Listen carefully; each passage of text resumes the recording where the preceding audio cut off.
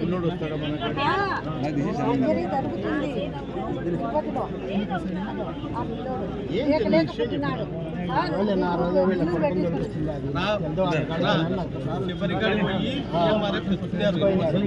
మన కాడికి వచ్చారు.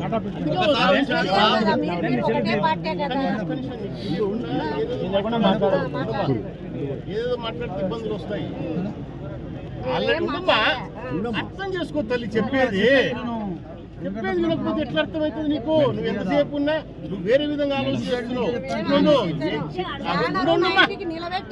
నువ్వు ఉంటావా ఇంటావా లేదా?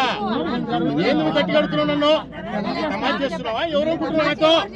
ఎవరనుకుంటున్నావు? నేను ఏమనుకుంటున్నావు అసలు? నువ్వేమనుకుంటున్నావు? అసలు నువ్వేమనుకుంటున్నావు నన్ను? ఏంది నీ గమెంట్ ఏంది? నాకు అర్థం కాదు.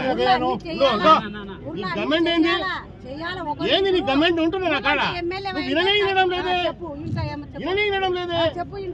ఒక్కసారి ఎవరికైనా సీఎంఆర్ఎఫ్ వచ్చిన తర్వాత ఎంపీ కాదు, ఎమ్మెల్యే కాదు, ముఖ్యమంత్రికి కూడా 3 ఏళ్ల వరకు చేయనికి లేదు.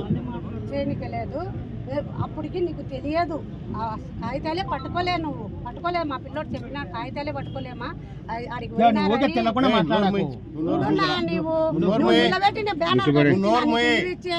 నేను నా ఇంటికి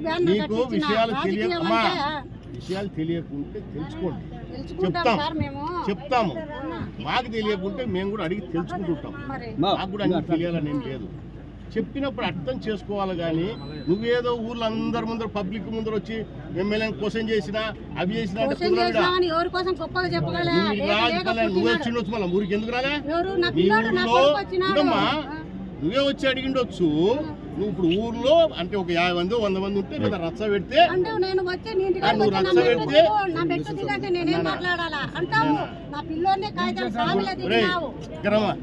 ఇప్పుడు ఏమనాలి నిన్ను? వీళ్ళందరూ అడుగు. ఇంతవరకు బుడ్డ రాజశేఖర రెడ్డి ఇంటికాడికి వచ్చిన వాళ్ళని ఎవరినే కానీ మెట్లు దిగి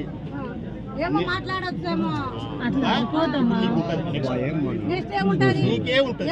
వీళ్ళందరూ నిన్న